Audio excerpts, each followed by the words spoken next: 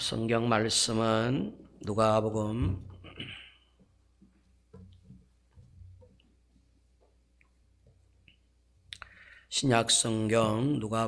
17장입니다. 11절부터 19절까지 보겠습니다.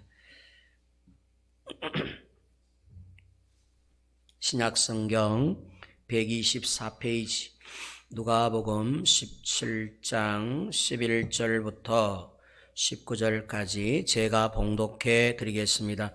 예수께서 예루살렘으로 가실 때에 사마리아와 갈릴리 사이로 지나가시다가 한 마을에 들어가시니 나병 환자 10명이 예수를 만나 멀리 서서 소리를 높여 이르되 예수 선생님이여 우리를 불쌍히 여기소서 하거늘 보시고 이르시되 가서 제사장들에게 너희 몸을 보이라 하셨더니 그들이 가다가 깨끗함을 받은지라. 그 중에 한 사람이 자기가 나은 것을 보고 큰 소리로 하나님께 영광을 돌리며 돌아와 예수의 발 아래에 엎드려 감사하니 그는 사마리아 사람이라.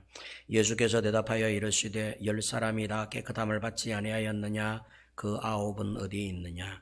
이 이방인 외에는 하나님께 영광을 돌리러 돌아온 자가 없느냐 하시고 그에게 이르시되 일어나 가라 내 믿음이 너를 구원하였느니라 하시더라. 아멘. 우리 말씀을 듣기 전에 우리 복음 찬양 우리 자막에 띄어져 있는 사슴이 시냇물을 찾기에 갈급한 같이 우리가 주의 말씀과 주의 은혜를 갈급하여 찾는 마음으로 그렇게 한번 고백하는 마음으로 한번 진심을 담아서 그렇게 한번 불러보겠습니다. 사슴이 시냇물을 찾기에 갈급함 같이 내 영혼이 주를 찾고자 주를 갈망합니다.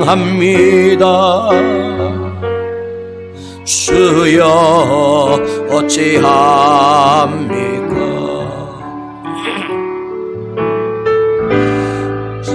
사람들이 하는 말이 내 하나님이 어디 있느냐 어디 있느냐 내가 밤낮으로 눈물 흘리니 주여 어찌합니까?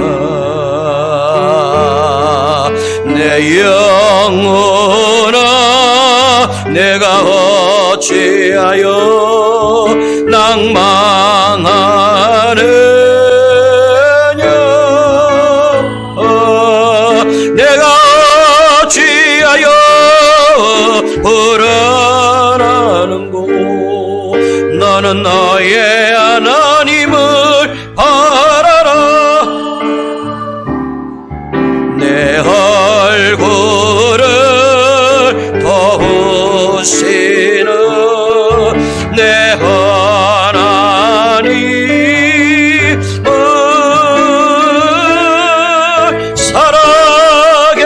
살아계시는 내 하나님을 너는 너의 하나님을 우리 처음부터 한 번 더 불러보겠습니다. 사슴이 시냇물을 찾기에 갈급함 같이 내 영혼이 주를 찾고자 주를 갈망합니다. 주여 어찌합니까?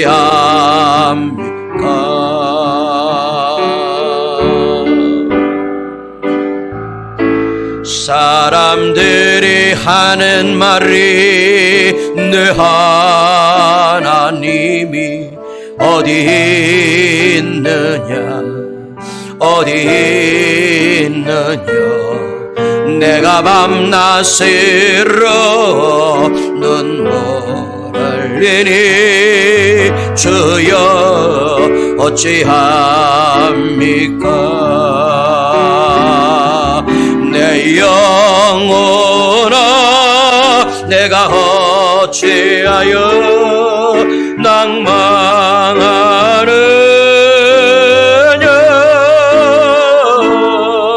내가 어찌하여 불안하는고? 나는 나의 하나님을 바라라. 내 얼굴을 더우시기는 내 하나님을 살아계시는 내 하나님을, 나는 나의 하나님을 바라라. 내 영혼아 내가 어찌하여 낭망하느냐? 내가 어찌하여 불안하는고? 나는 너의 하나님을 바라라. 내 얼굴을 거우시는 내 하나님을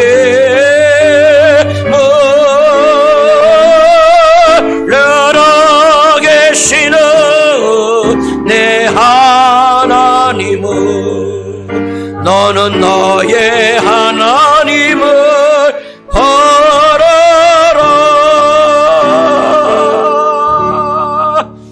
아멘. 날마다 사슴이 시냇물을 찾아 그 갈급함같이 우리 각자의 영혼이 주의 은혜를 찾기에 갈급할 수 있는 우리 모두가 되시기를 주님의 이름으로 축원을 드립니다. 한번 따라합니다. 그 9사람은 어디 있느냐? 9사람은 어디 있느냐? 우리가 이 말씀을 좀 새겨 들을 필요가 있습니다. 그 9명은 어디 있느냐? 두 가지의 큰 의미로 오늘 한번 이 말씀을 들여다보려고 그럽니다. 첫째는 그 9사람은 어디 있느냐라고 하시는 말씀의 소리를 한번 경청해보고, 또 하나는 그 9사람은 어디 있느냐라고 찾으시는 예수님의 마음을 잠깐 생각해 보려고 그럽니다. 그 9은 어디 있느냐라고 하시는 예수님의 말씀은 크게 네 종류의 하나님의 목소리가 들어가 계십니다. 첫 번째는 들어보면 아시겠지만 분노에 찬 목소리입니다.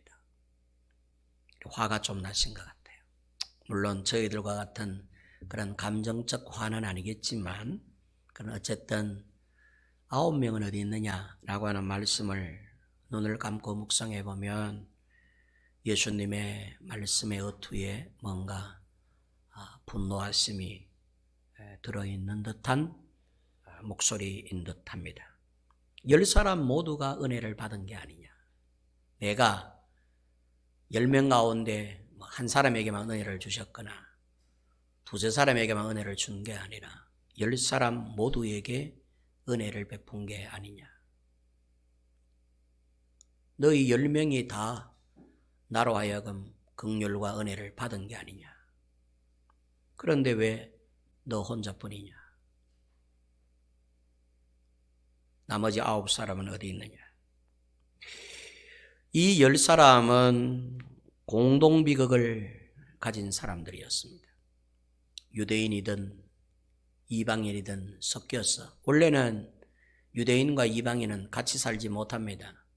유대인은 유대인 지역에서, 이방인은 이방인 지역에서, 유대 사람은 유대 사람들이 모이는 장소에서, 사마리아 사람은 사마리아인들이 모이는 장소에서 완전히 구별되어서 그렇게 살도록 되어 있는 그런 사람들입니다.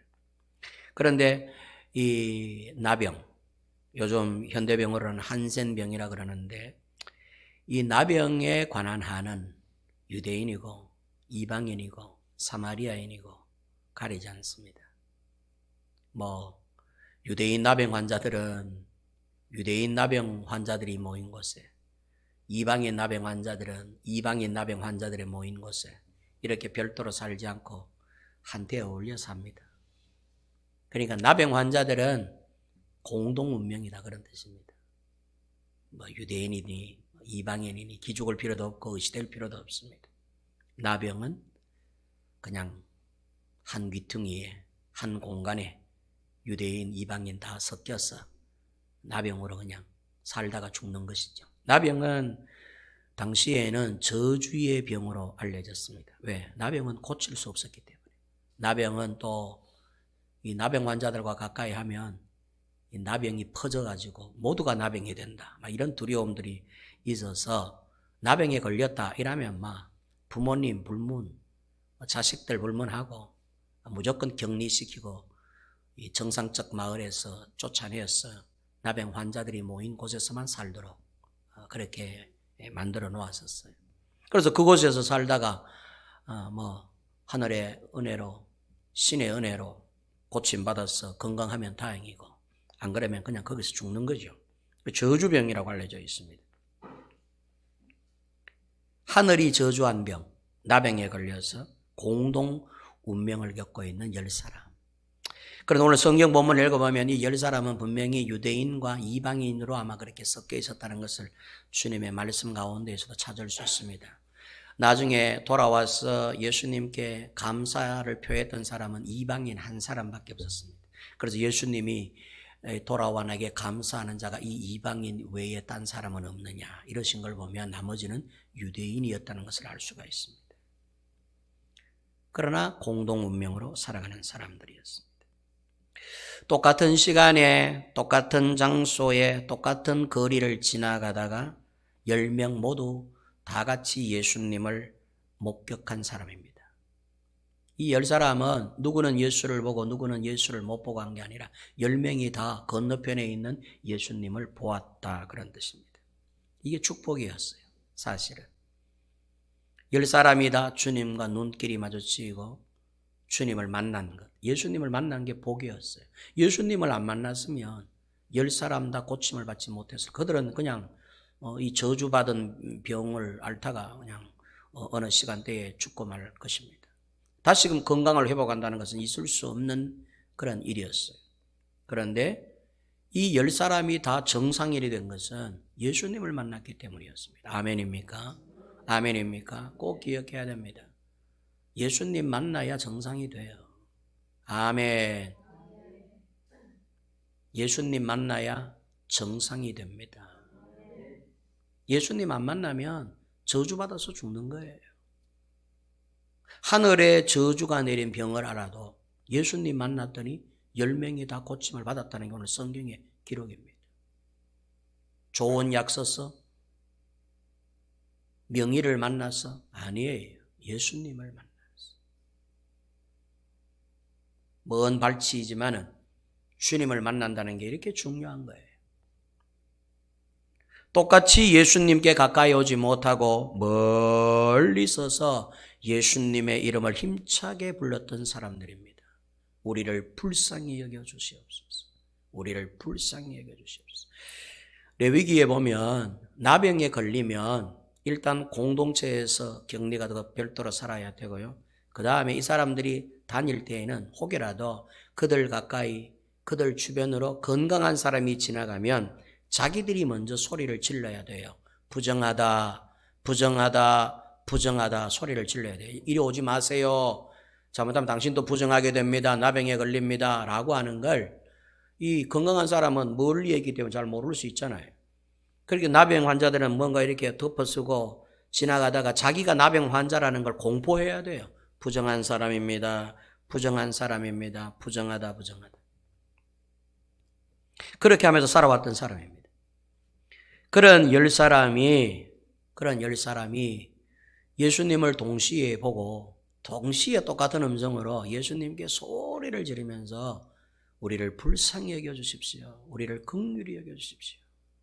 이 10사람의 나병 환자들이 예수님께 간구했다는 사실입니다. 주님께 부르짖었다는 사실이에요. 예수님께 마지막 도움을 요청했다는 사실입니다. 제대로 만난 것이죠. 나병을 좌우지하시고 병도 주관하시는 그 진짜 주치이신 하나님을 만났으니까.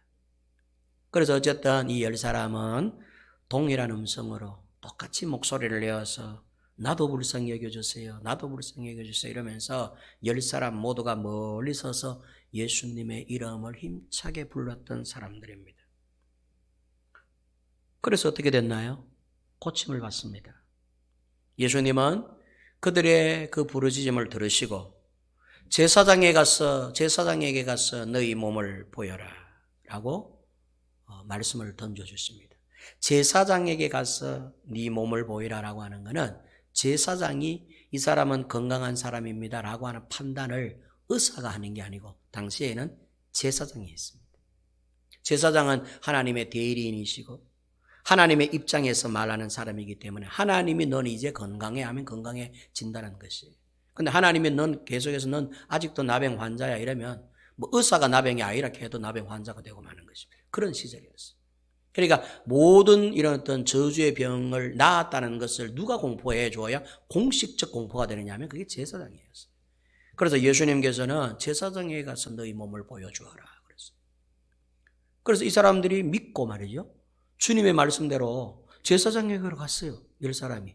가다가 자기들의 몸이 어린아이처럼 깨끗하게 된 걸 발견한 거예요. 말씀에 순종을 했더니 고침을 받게 된 것이죠. 제사장에게 가라 이랬는데 아니 뭘 고쳐줘야 갈 것 아닙니까? 아니 뭐 병이 나아라, 나병은 깨끗하여져라 뭐 이렇게 선포해 주셔야 되는데 제사장에게 가서 네 몸을 보이라. 잘못 제사장에 갔다가는 잘못하면 여러분 큰 봉변을 당할 수도 있습니다. 만약에 여러분 제사장에 갔는데 여전히 나병이 있어. 그러면 여러분 제사장의 하속들이 가만히 두겠어요? 이놈이 어디서 이 건강한 마을에 들어와? 이라고 몽둥이로 때려도 되고 죽여도 되는데 맞아 죽어도 할 말이 없는 그런 형편의 병인데 제사장에 간다는 게 여러분 이 보통 가안이 아니면 갈 수 없는 것이죠. 그런데 예수님은 이미 그들을 깨끗게 하셨다는 것을 아시고 제사장에게로 가서 네 몸을 보이라 했어요. 그런데 이 10사람이 이때만 해도 믿음이 있었어요.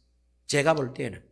그래서 아니 우리가 깨끗하게 되었습니까? 이렇게 질문도 안 하고 성경에 보면 예수님의 말씀이 떨어지자마자 이 사람 10사람이 가는 방향이 제사장에게로 가는 건 아니었던 것 같아요. 다른 길로 가다가 제사장에게로 가라 하시는 말씀을 따라서 방향을 틀어 10명이 전부 다 동시에 제사장이 계신 곳으로 갔다 이런 말씀이죠. 이건 곧 믿음을 말하는 것이 아니겠습니까? 예수님의 말씀에 대한 어떤 믿음이 있었던 걸 말하지 않겠습니까? 가다가 진짜로 깨끗해졌어요. 10명이다. 오늘 성경은 10사람이 다 깨끗함을 받았다라고 성경이 기록하고 있어요. 9명만 깨끗함을 받은 게 아니에요. 그 중에 막 어쩌다 그냥 은혜가 잘 걸려가지고 8명만 받고 2명은 그냥 계속 나병으로 산 게 아닙니다. 10명 모두가 주님을 만났고 주님께 외쳤더니 10명 모두에게 주님이 선포해 주셨어요. 깨끗하게 됐으니까 제사장에 가서 너희 몸을 보여라. 그랬더니 순종하면서 같은 사람들입니다. 이 10사람이. 순종하며 가다가 깨끗함을 입고 하나님의 은혜를 받은 사람들. 자, 여러분 보세요. 첫 번째, 이 10사람은 하나님의 다 같은 은혜를 받은 사람들이에요. 믿음도 있었고 예수도 만났던 사람이고 때로는 예수께 부르짖기도 했던 사람. 과거 형편은 나병 환자처럼 정말 형편없는 삶을 살았던 사람들입니다. 여러분, 우리 자신들이 그렇지 않습니까? 우리는 예수를 알지 못했을 때에는 그야말로 세상이 전부인 줄 알고 죄구렁텅이 속에 살았던, 여기에 있는 나병 환자만 나병 환자가 아니라 우리 또한 어쩌면 이 세상으로부터 저주받아서 형편없이 살아가던 옛사람들 아닙니까? 그런데 우리가 보세요. 이 나병 환자처럼 어느 순간에 예수님을 만난 거예요.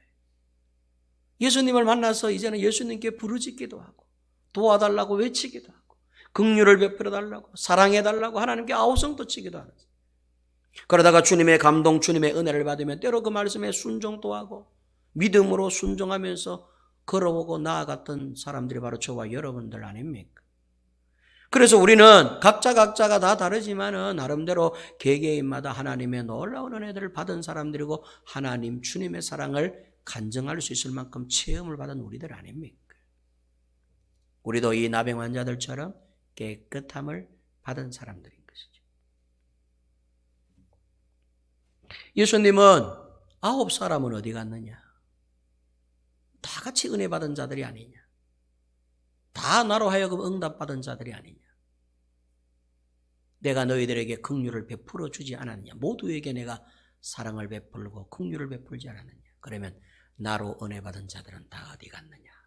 이렇게 물으시는 분노가 살짝 섞인 첫 번째 목소리였습니다. 두 번째, 9명은 어디 있느냐라고 하는 말씀은 탄식의 목소리였습니다. 감사할 줄 모르는 배은 망덕에 대한 탄식.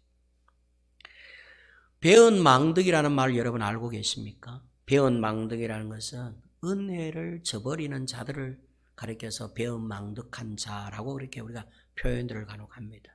은혜를 모르는 사람들. 은혜를 모르는 사람들을 배은 망덕한 자들이라고 그렇게 표현들을 하죠. 사람들은 참 은혜를 몰라요. 아니, 은혜에 감사할 줄 몰라요. 여러분, 은혜를 모르는 사람을 짐승과 같다 이렇게 표현을 합니다. 짐승들은 은혜를 모르니까. 도와줘도 자기 어떤 욕구에 콱 사로잡히면 주인도 뭡니다. 그렇게 잘해주고 이뻐해 주는데도 지 감정에 휘둘리고 지가 원하는 것을 방해하면 칵 물어요. 저희 집에도 조그마한 강아지 한 마리를 키우고 있는데 이 강아지에게 말이야 제가 얼마나 선을 베풀고 지에게 얼마나 잘해주는데 어떨 때는 자기가 싫어하는 꼬랑대를 만지든지 목덜미를 만지면 칵 물어요. 방금까지 내가 간식도 주고 지 싸려도 주고 먹을 거 다 챙겨줬는데 이 은혜를 모르는 거예요. 이를 가리켜서 배은망덕이라 그럽니다. 부모님에게 배은망덕한 사람들 많습니다.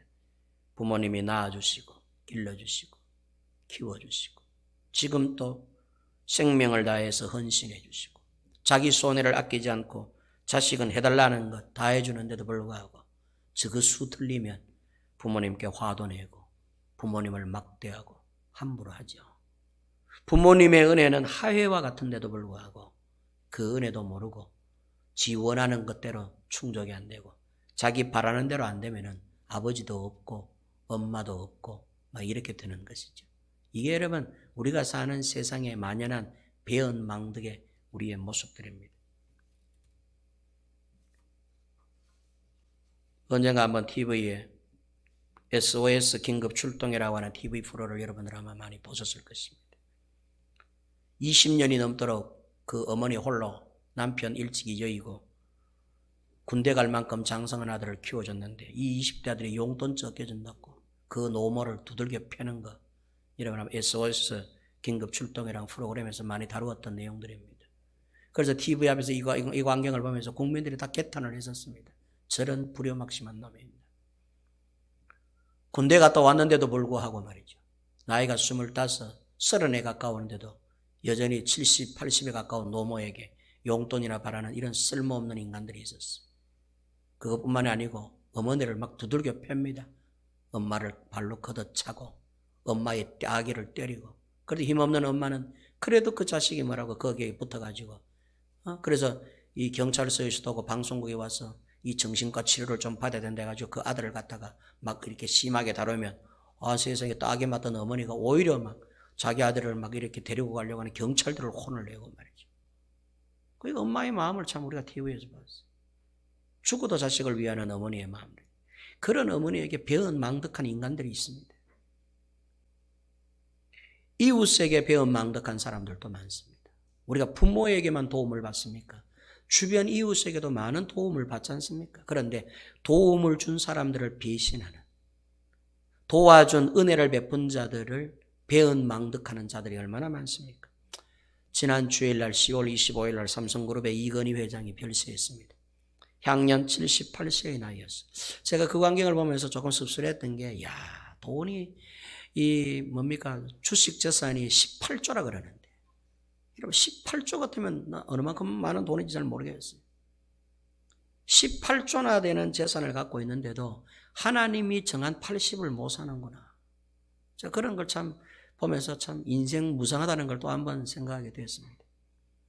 우리 장인 어른만 해도 86세이신데 평범한 서민 또 86년을 사는데 저렇게 18조 원 같으면 세상에서 제일 부자일 텐데 좋은 거 먹고 좋은 약 쓰고 최고 명의들을 동원해서 치료받고 했을 텐데도 불구하고 10년 동안 병살이 하다가 무려 10년 동안 말이죠.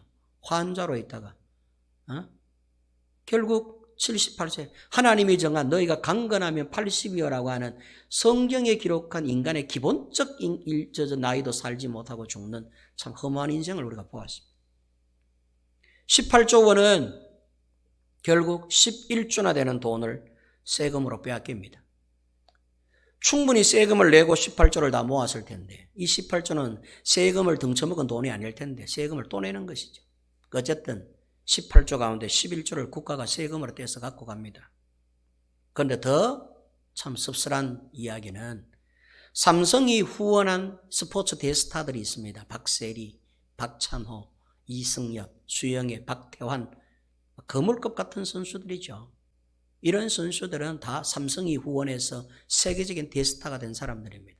특별히 이건희 회장이 스포츠에 지대한 관심이 많아서 승마로부터 수영, 테니스, 골프, 축구, 야구에 관계없이 스포츠에서 이제는 삼성이 돈을 대주는 거예요. 나 훌륭한 선수 되라. 나라를 빛내라. 나라의 명예를 걸고 잘 싸워라. 그래갖고 삼성에서 뒷돈을 확 대주는 거예요. 그 돈 힘입어서 비행기도 타고 다니고 막 온 데다 뭐 좋은 거 먹고 운동 좋은 데서 운동하고 이래서 대스타가 된 사람들, 수영의 박태환 선수, 야구의 이승엽 선수, 골프의 박세리, 박찬호 이런 유명한 사람들 아닙니까? 이런 사람들은 다 조문을 다녀갔습니다. 감사합니다. 이건희 회장님의 사랑과는 잊지 않겠습니다. 그러면서 돌아가셨다는 소리만 듣고 빈소를 찾아서 눈물을 머금고 조의도 하고 했는데 우리가 알고 있는 피기의 여왕이라고 하는 한 선수도 역시 마찬가지로 삼성 이건희 회장의 뒷바라지로 대스타가 되었음에도 불구하고 안면 몰수하고 감사편지, 조문편지 말 한마디 남기지 않았다 해서 요즘 언론에서 젊은 층에서 씁쓸한 이야기들이 막 쏟아져 나오고 있습니다. 피계의 여왕이 누군지 여러분 너무나 잘 아실 거예요. 제가 볼 때는 정치적 목적도 있는 것 같아요. 문재인 정부가 삼성을 싫어하니까 그 눈치 보느라고 감사를 표현 안 하는지는 모르겠지만 정치적 관계없이 감사 한 분에 대해서 배은망덕하지 않는 삶을 사는 선수들도 있는가 하면 제가 개인적으로 볼 때는 배은망덕하게 행동하는 여자 선수도 있더라는 것입니다. 이건 배은망덕한 것이죠. 스타이고 뭐고를 떠나가지고 은혜를 모르는 사람은 이건 사람으로 취급하지 않는 것입니다. 국가에도 배은망덕한 자들이 있습니다. 대한민국의 역사를 이끌었던 위대한 역사가들이 있습니다. 한국 근대사에 지대한 영향을 미쳐서 가난한 이 대한민국을 부강의 나라로 만들어준 역사의 인물들이 있는데도 불구하고 그런 역사의 인물들을 마치 적폐로 몰아서 몹쓸 짓을 하는 사람들이 있습니다. 배은망덕한 사람들입니다. 그 공덕을 모르면 안 되죠. 그들의 희생과 공덕을 꼭 기억해야 되는데 모든 역사를 갖다가 나쁜 것으로 취급해서 아예 역사에서부터 사라지게 만드는 거짓된 역사로 왜곡하는 이 시대에 우리가 살고 있는 것이 국가의 역사에 배은망덕한 사람들도 있습니다. 하나님께도 배은망덕한 자들이 있습니다. 오늘 본문 말씀이 그 내용입니다. 하나님께 은혜를 받았는데 은혜를 저버리는 것입니다. 예수님이 9사람은 어디 갔느냐 라고 하는 이 탄식의 목소리를 우리가 기억할 필요가 있습니다. 주님은 9사람 나머지 9사람 모두에게도 똑같은 은혜를 베풀었어요. 다 은혜를 받은 게 아니냐, 다 하나님의 사랑을 받은 게 아니냐, 다 하나님으로부터 도움을 받아서 깨끗하게 된 게 아니냐. 그럼 나머지 9명은 어디 갔느냐. 탄식하시는 주님의 가슴 아픈 소리를 우리가 귀를 기울일 수 있기를 바랍니다. 배은망덕에 대한 책망의 소리인 것입니다. 저와 여러분들은 적어도 이 세상 살아가는 이 짧은 생애 동안에 배은망덕한 성도 되지 않기를 주의 이름으로 축원합니다. 오히려 은혜에 감사하고 도움을 받았다면 늘 감사 표현하고 스승의 날 되면은 도움 주셨던 스승님께 문자라도 보내고 선물이라도 드리고 어버이 주일이 되면 부모님께 은혜에 대해서 보답하고 여러분 이런 어떤 은혜를 서로 나누는 이런 세계가 되어야 되는데 오늘 어쨌든 주님 앞에 나와 있는 이 한 사람의 이방인 이외에 은혜를 저버리는 배은망덕의 9사람을 우리가 만날 수가 있습니다. 세 번째, 그 9은 어디 있느냐라고 하는 목소리는 사실은 기쁨의 목소리였어요. 한 사람이라도 찾았기 때문입니다. 이 이방인 외에 그나마 한 명이라도 이렇게 나와서 감사한 것에 대해서 기뻐하시는 어쩌면 주님의 기쁨의 소리라 이렇게 우리가 들을 수 있습니다. 이 이방인은 이 사람이 아마 이제 성경학자들이 사마리아인이었을 것이라고 예측을 합니다. 나머지 9사람은요 다 유대인이었어요. 이것도 여러분 중요한 거예요. 예수님이 왜 유대인들을 감사하지 않는 9사람에다가 한꺼번에 집어넣고 우리가 생각할 때 형편없는 인생을 산다라고 사는 것 같은 이 이방인, 이 버림받은 인생, 우리식으로 이야기하면 예수도 안 믿는 이 사람, 교회도 안 다니는 이 사람이 하나님께 나와서 감사하더라는 거예요. 그런데 교회 잘 다니는 사람들, 예수 믿는다고 스스로 자처하는 유대인들, 예를 들자면 말이죠. 오늘로 이야기하면은 교회 다니는 사람들이 감사하지 않더라는 거예요. 여러분, 하나님의 은혜를 가장 많이 입은 민족이 유대민족입니다. 하나님의 살아계신 권능과 능력을 가장 많이 체험했던 민족이 하나님이 이 땅에 베푸신 기적을 제일 많이 체험한 민족이 유대민족이에요. 하나님은 유대인들과 함께 살았어요. 유대인들에게 당신의 모습 보여줄 것 다 보여주셨어요. 하나님을 경험하고 하나님을 알 수 있도록 하나님 자신을 오픈해서 모든 것을 대놓고 보여준 민족이 유대민족이에요. 유대민족은 하나님을 부정할 수 없는 민족. 하나님이 그야말로 살려주신 민족이라니까요. 그런데 이 9사람이 누구들이냐면 유대 사람들이래요. 이게 여러분 좀 가슴 아픈 본문 말씀입니다. 이 이방인, 교회 한 번도 다니지 않았던, 예수 예자도 모르는 이 사람이 예수님의 긍휼, 하나님의 사랑을 받아서 신세가 고쳐졌어. 나병이 떠나고 건강한 사람이 되었어. 유일하게 그 하나님 앞에 쫓아와서 하나님 당신이 나를 고쳐주셨습니다. 정말로 감사합니다. 고맙습니다. 당신이 아니라면 난 죽을 수밖에 없는 생인데 당신 사랑 감사합니다. 은혜 감사합니다. 당신 긍휼자비 감사합니다. 라고 하나님 앞에 나와 무릎 꿇고 진심으로 진정성을 담아 감사하는 사람이 이 이방인밖에 없다는 사실이에요. 예수님이 이걸 꼬아서 이 비유를 들고 계십니다. 이 이방인은 혼자서라도 와서 감사하는 외로운 감사자였습니다. 예수님의 은혜로 자기가 깨끗하게 되었다는 것을 고백하는 고백의 감사였고, 그러니까 이 이방인은 와서 감사해. 그 주님은 9사람은 어디 있느냐라고 하는 이 말씀 속에는 그나마 한 명이라도 건져서 다행이다, 이런 어떤 안도의 한숨의 목소리라고 우리가 이해를 해도 될 것 같아요. 성도 여러분, 어떻습니까? 하나님을 너무나 잘 알고 예수님을 너무나 잘 알고 매주마다 예수님을 찬양하고 하나님을 즐거워하는 우리가 이 이방인 외에라고 하는 이 사람이 되어야 할 줄로 믿습니다. 하나님께 감사할 수. 마지막 네 번째는, 자 이제 세 번째까지 잡으세요. 이 9명은 어디 있느냐라고 하는 이 말씀의 의도의 의미를 한 세 가지 정도 여러분께 말씀을 드렸습니다. 마지막에 우리가 한번 생각해 봐야 될 이 말씀, 네 번째 이 목소리는 예수님의 마음이 담긴 말씀이라고 이해를 해도 과언이 아니에요.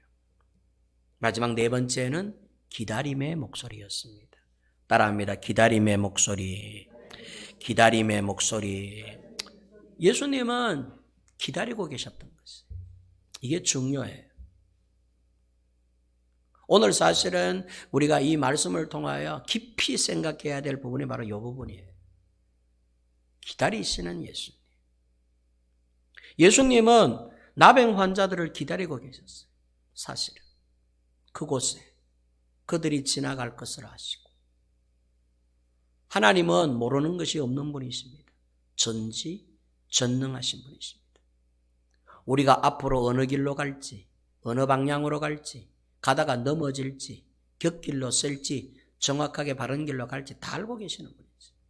가다가 혼란을 겪어서 고민하고 갈등하다가 낙심하여 낙오자가 될지, 그러다가 또 몇 해 뒤에 다시 회복해서 정상 궤도를 또 지나갈지 다 알고 계시는 분이죠. 하나님은 10명의 나병 환자가 그 길목을 지나가실 줄 알고 계셨던 것이죠. 그래서 주님께서는 그들이 보일 수 있는 위치에 아마 자리를 잡고 계셨을 거예요. 그래서 사실은 예수님과 나병 환자들의 만남은 우연의 만남이 아니라 주님이 길목을 지키고 있는 기다림의 만남이었어요.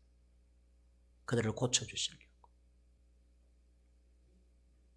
그들에게 긍휼과 자비를 베풀어 주시려고. 나병이라고 하는 저주에 걸려서 옴짝달싹하지 못하고 죽을 때까지 어두움에서 생을 마감할 게 불쌍해서 그들에게 새로운 빛을 주고 건강을 되찾게 해서 남은 여생이라도 건강하게 행복하게 즐겁게 재밌게 잘 살 수 있도록 그들에게 기회를 주시기 위해 주님은 그 길목에서 기다리고 계셨다. 그래서 9명은 어디 갔느냐라고 하는 말씀은 어쩌면 기다림의 외침이었을 수 있습니다. 자, 10사람이 다 예수님을 만났어요. 지금껏 말씀드렸지만 이 사람들은 건강한 사람들이 아니라 나병 환자들이에요. 나병 환자는 병 중에는 끝자락이라고 보면 돼요. 병 중에서 최고 어쩌면 악한 병, 저주받은 병이 나병이에요. 걸리다가 마지막에 걸려야 될 병이 나병이라는 것이에요. 그럼 병 중에 제일 끝자락에 있는 병이라고 해도 과언이 아닐 거예요. 그런데도 보세요. 나병에 걸렸어도 예수님을 만날 수 있다는 것을 우리가 기억할 필요가 있어요. 나병에 걸려서 저주받는 인생을 사는 자도 주님을 만나면 새로운 인생이 될 수 있다는 물이 변하여 허드렛 물이 변하여 포도주가 되는 것을 처음부터 보여주셨잖아요. 누구든지 예수를 만나면 허드렛 물 같은 너희 인생 오병이어 물고기 5개 보리떡 5 물고기 2마리여 보리떡 5개 이 찌끄라지밖에 안 되는 이 인생도 예수님 만나면 풍성한 인생을 살 수 있다는 그러한 교훈이 성경의 전체적 교훈 아닙니까? 나병에 걸려도 관계가 없어. 저주받은 인생 관계가 없어. 이거는 예수 만나기 전에 문제지. 예수님을 만나면 문제가 안 돼. 아멘입니까? 저주받은 인생도, 꼬이는 인생도, 희망 없는 인생도 누구를 만나면 건강해지고 누구의 긍휼과 자비를 받으면 새 인생이 되느냐 하면 예수님을 만나면 그렇게 된다는 것이죠. 그래서 예수님은 이 10명의 나병 환자를 본보기로 이 세상이 나병에 걸린 것과 같아. 너희들은 전부 나병에 걸려 저주받은 인생들이야. 그러나 예수 만나고 주님의 음성 들으면 새로운 인생, 진보된 인생, 나은 인생을 살 수 있다는 걸 본보기로 좀 보여주시기 위해 이 사건을 만드신지도 모르겠어요. 저주받은 인생도 예수 만나면 신세 고친다는 걸 믿으시기를 바랍니다. 주님은 두 번째 뭘 기다리셨느냐 할 때 첫 번째는 나병 환자들 이런 저주받은 인생이 주님께 나오기를 기다리고 계셨다는 그런 말씀입니다.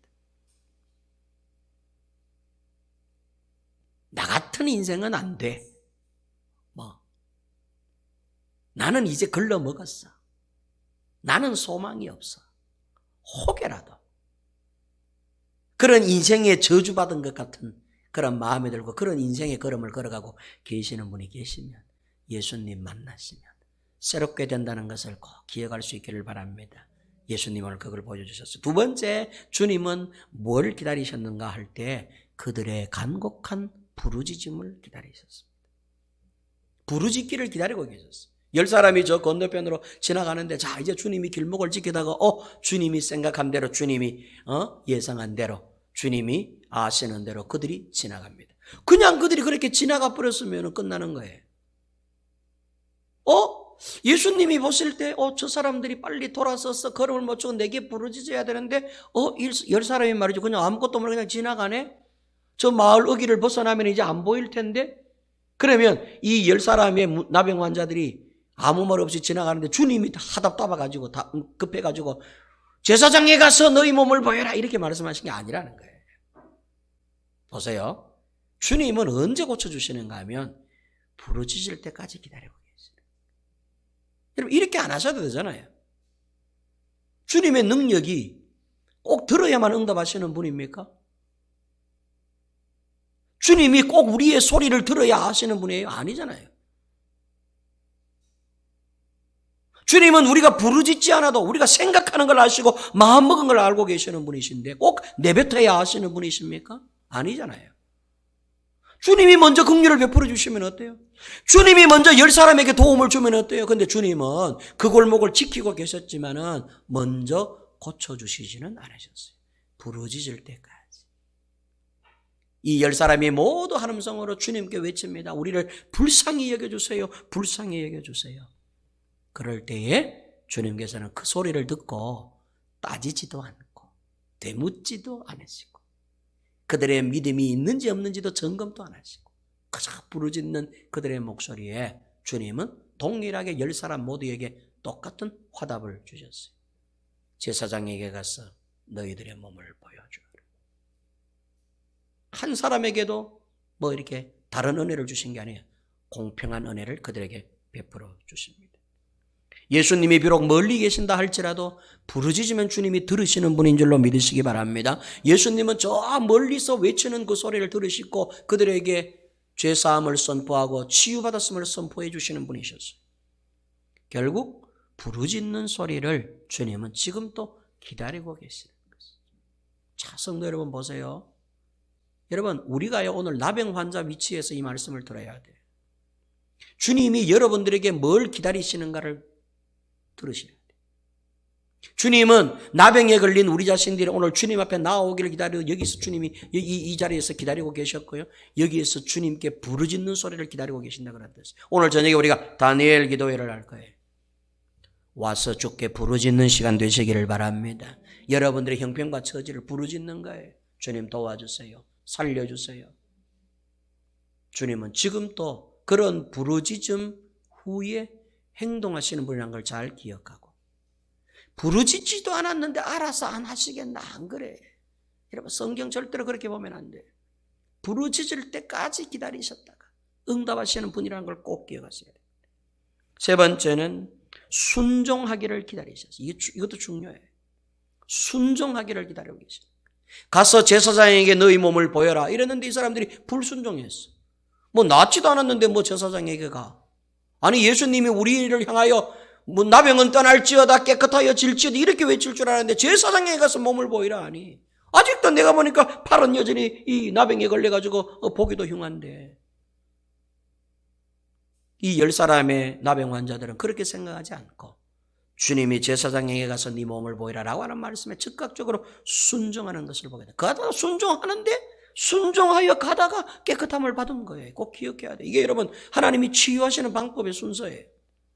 불순종하는데 원초 줄 것 같아요?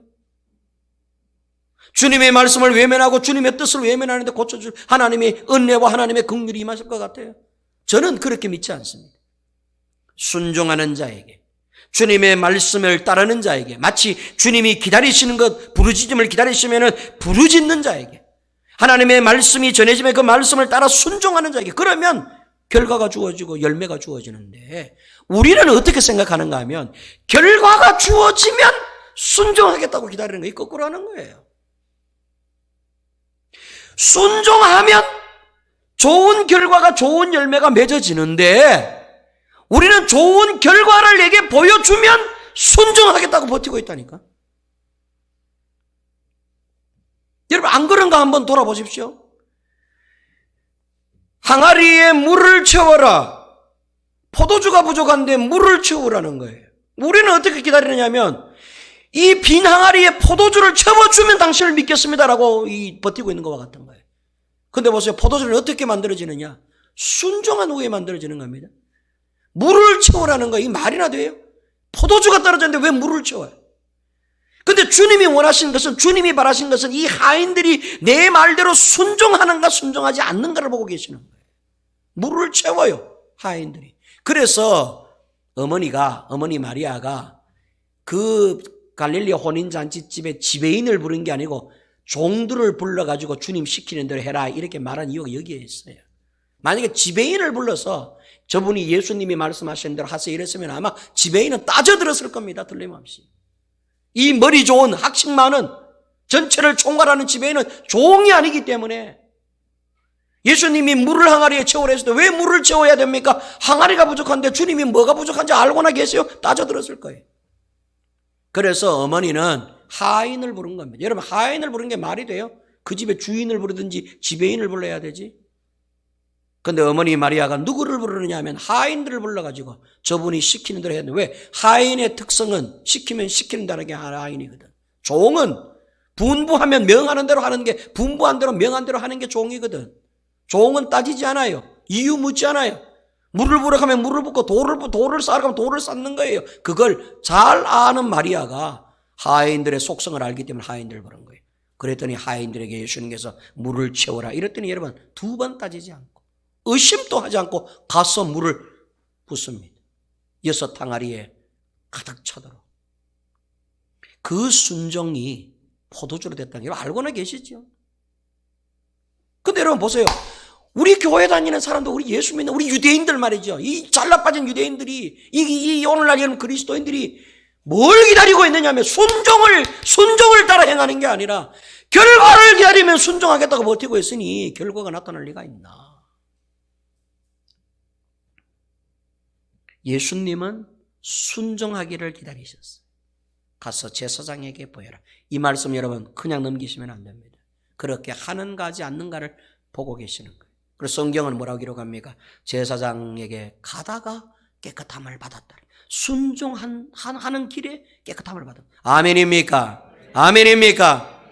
불순종하는 자에게 여러분 깨끗함을 주신 게 아니에요. 오늘 우리 한국교회의 성도들의 신앙과는 좀 다른 모습이지 않습니까? 사실적으로 이야기했어. 우리는 순종하는 데는 인색합니다. 순종하는 데는 서툴러요. 그런데 결과만 좋아지기를 늘 기다리고 있습니다. 늘 좋은 열매, 좋은 결과. 그 결과 주시고 그 열매 주시면 주님께 잘하겠다고 다짐하고 있는 것이 엉터리로 신앙생활하고 있는 것입니다. 그거는 잘못된 신앙입니다. 성경에서 주님이 원하시고 바라시는 신앙의 순서가 수순이 아니에요. 주님이 은혜를 베푸시고 10사람 모두에게 은총을 주실 수 있는 것은 순종의 대가로 주시는 것이죠. 순종하면 깨끗하게 되는 것이죠. 여러분, 이것은 제가 2014년도에 허리 디스크 걸려가지고 2004년도에 깨끗함을 받고 지금껏 왔지 않습니까? 16년 세월 동안. 허리 디스크 걸려서 40일 동안 들어누워 있었을 때 주님이 제게 순종을 요구하셨던 게 뭐냐 하니까, 너 다음 주일날 추수감사주일인데 너 강단에 서서 설교해. 그거였어요. 그때도 여러분 일어서서 10초도 못 있을 때였어요. 김영신 권사님이 나를 40일 동안 저 용호동까지 매일 아침 8시만 되면 와가지고 차 태워가지고 치료받던 그런 시기였어요. 그런데 주님의 음성이, 주님께서 제게 주신 음성은 다음 주일날 11월 셋째 주일날 추수감사주일날 네가 이 강단에서 설교하라는 거예요. 아니, 쏠 수가 없는데. 그거 준비하다가 여러분 안세찬 집사님, 백영민 권사님 집에서 허리가 다시금 원위치 상태가 되고 여러분 다 알고 계실 그 과정을. 그런데 제가 그 다음 주일날 아침에 사탄이 시험하기를 너 안 써도 돼. 순종하지 말라는 것이죠. 제일 처음에 그것이 유혹이 돼서 밤새도록 그것과 싸웠어요. 내 이 지경인데 위에서는 40일 이전으로 돌아가 버렸는데, 아니 40일 이전보다 더 악한 상황이 돼버렸는데, 이제는 막 이리도 못 넣고 저리도 넣고 땡땡 굴러도 아픈데 밤새도록 큰 방에 들어가가지고 이런 밤을 샜어. 이른 아침에 주님께서 음성을 주시기를 마귀의 시험이라는 걸 알게 됐어. 그래서 제가 주님께서 주신 말씀대로 11월 셋째 주에 강단에 섰지 않습니까? 5분 설교하고 쓰러졌지만 김재철 전사님이 받아가지고 또 말씀을 전가했어요. 예배는 그렇게 끝이 났어요. 웬걸? 그 주간에 하나님이 나를 고쳐주셨어요. 기억하셔야 돼요. 그 주간에 금요일 날 주님이 저를 고쳐주셨어. 사람을 보냈어. 기도하는 주님의 귀한 여종을 보냈어. 저에게 기도해서 낫게 해주시고, 잘 알고 계시죠?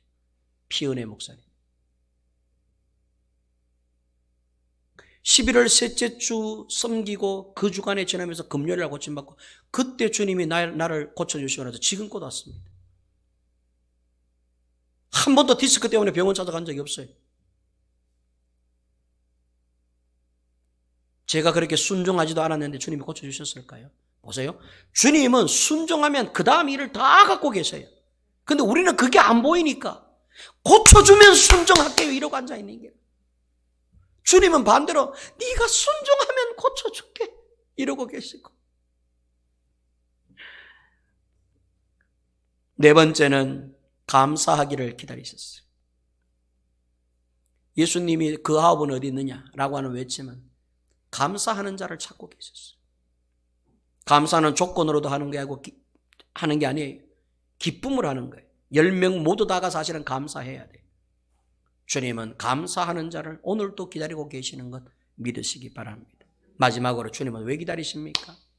왜 기다리십니까? 더 좋은 것 주시려고 기다리십니다. 따라합니다. 더 좋은 것 주시려고. 더 좋은 것 주시려고. 더 좋은 것 주시려고. 그게 여러분 마지막 절에 기록되어 있어요. 18절에 17절부터 예수께서 대답하여 이르시되 10사람이 다 깨끗함을 받지 아니하였느냐? 그 9은 어디 있느냐? 이 이방인 외에는 하나님께 영광을 돌리러 돌아온 자가 없느냐 하시고 그 다음 19절에 그에게 이르되 일어나 가라 내 믿음이 너를 구원하였느니라. 이 말씀은 영혼까지 구원받았음을 의미하는 말씀입니다.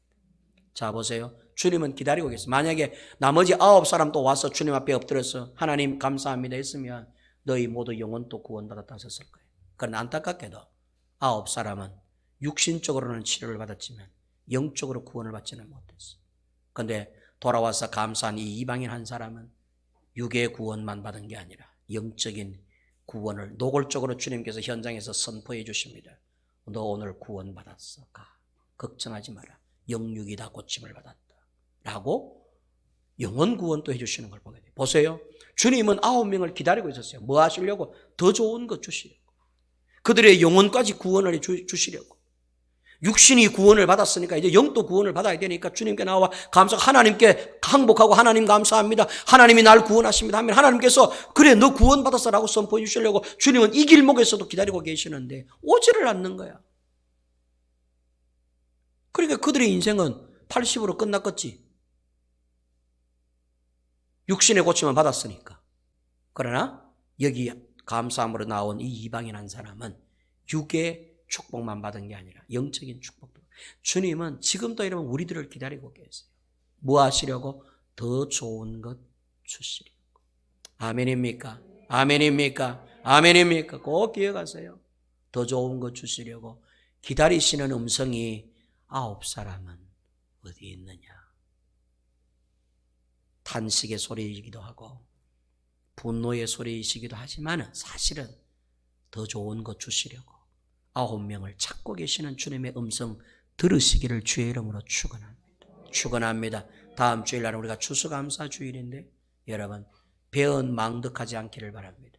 주께서 우리의 가정과 일터를 살펴주시고 오늘 내가 여기 있기까지 주님께서 베풀어 주신 이 영적인 은혜, 육적인 이 은혜에 대해서 주님 앞에 감사하는 여러분이 되시기를 바라고 늘 주님 앞에 나와 감사를 아끼지 않는 주님께 감사하면서 살아가는 그런 자를 기다리시는 주님의 마음을 헤아리고 감사함으로 와서 더 좋은 거 받아가시는 오늘 이 현장에서 예배드리는 여러분 모두 또 우리 영상 예배를 드리시는 우리 저원교회 모든 성도 여러분들이 되시기를 주님의 이름으로 축원합니다. 은혜로우신 하나님 아버지 귀하시는 종을 감사합니다. 저희 좋은 교회 성도들은 감사하는 성도들이 되게 하여 주시옵소서. 배은 망득한 성도들이 되지 않게 해 주시옵소서. 주님은 더 좋은 것 주시려고 오늘 또 이 길목 이 자리에서 우리를 기다리시는 줄로 믿사오니 우리가 날마다 주님께 나와 베풀어 주신 은혜에 감사함으로 더 좋은 것을 받아 누리는 좋은 교회 온 성도들 되게 하여 주옵소서. 예수님의 이름으로 기도하옵나이다. 아멘.